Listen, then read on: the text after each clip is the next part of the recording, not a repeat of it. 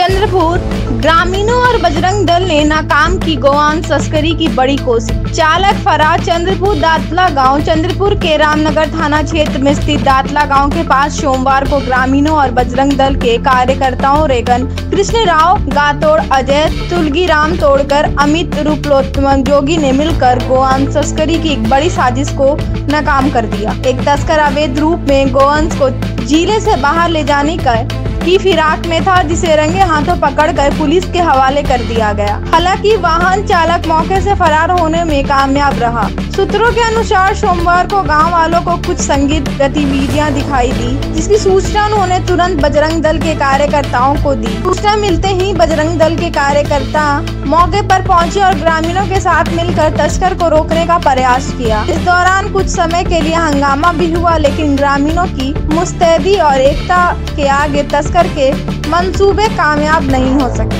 ग्रामीणों और बजरंग दल के कार्यकर्ताओं ने मिलकर तस्कर को पकड़ लिया और गोवंश को उसके जंगल से छुड़ाया। घटना की जानकारी मिलते ही रामनगर थाने की पुलिस टीम, जिसमें पुलिस निरीक्षक आसिफ राजा शेख, एपीआई शिवाजी नागावे, कन्हैया पवार, संदीप झाड़े, रविंद्र सावरकर, सुशाल तुराडे, मंगेश चौधरी और दत्ता जाघाव शामिल थे, तुरंत मौके पर पहुंची पुलिस ने गोवंश से भरे वाहन टाटा SMS 33T2676 को अपनी हिरासत में ले लिया है। हालांकि वाहन का चालक मौके का फायदा उठाकर फरार हो गया है, जिसकी तलाश जारी है। पुलिस ने इस मामले में तस्करी से संबंधित धाराओं के तहत मुकदमा दर्ज कर दिया है और आगे की कार्रवाई शुरू कर दी है। स्थानीय लोगों की सतर्कता और समय पर पुलिस को दी गई सूचना के कारण गोवंश तस्करी की यह बड़ी कोशिश असफल हो गई। पुलिस ने इस घटना पर कड़ा रुख अपनाते हुए मामले की जांच शुरू कर दी और फरार चालक की गिरफ्तारी के लिए प्रयास तेज कर दिए। चंद्रपुर से BT न्यूज हिंदी के लिए आशीष खरोले की रिपोर्ट। जय श्री राम, वंदे मातरम। मी रोशन राठोड, चंद्रपूर जिल्हाध्यक्ष राष्ट्रीय बजरंग दल। आज दिनांक 27/10/2025 रोजी आम्हाला एक गोपनीय माहितीनुसार दाताळा रोडवरून तस्करी होत असल्याचं आम्हाला माहिती पडलं आणि त्याच माहितीच्या मार्फत आम्ही तिथे एक सापळा रचून राष्ट्रीय बजरंग दलाच्या टीम मार्फत सापळा रचून आज त्या गो तस्करांना चांगला सबक शिकवलेला आहे आणि त्यांच्या विरोधात कारवाई करण्यात आम्ही सफल झालेलो आहे। आणि त्यामधल्या ज्या गायी आणि म्हशी ह्या एकूण 5, त्यामध्ये एक म्हशी लहान म्हशी होती आणि त्यालगतच 4 गाया होत्या।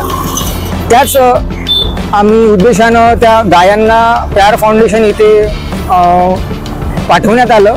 त्यांची पुढील देखरेख प्यार फाउंडेशन यांच्या मार्फत होईल, आम्ही हे अपेक्षा करतो।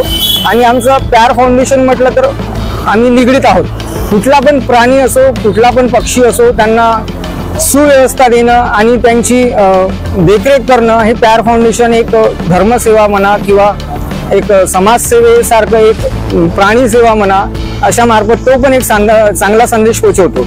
आणि माझंही हे म्हणणं आहे, चंद्रपूरमध्ये वारंवार आणि दिवसेंदिवस तस्करांची धुमाकूळ म्हणजे एकदम वाढत चाललेली आहे। जिथं तिथं बघितलंय तर तस्करी चालू आहे। आता गोरक्षण म्हणजे काय, हे सगळं आपण जर एक हिंदुत्ववादी असून जर नाही करत तर मग याला काहीच अर्थ नाही। माझं म्हणणं असं आहे, तुम्ही हिंदू असून जर हिंदूला विरोध करतात आणि आपण एक शेतकरीचा पायाभूत बघून आपण त्याच बैलाला म्हातारा झाला की लंगडा झाला की आपण त्याला सोडून देतो किंवा कापण्याच्या एका कत्तलखान्यात पाठवून देतो चंद काही रुपयासाठी।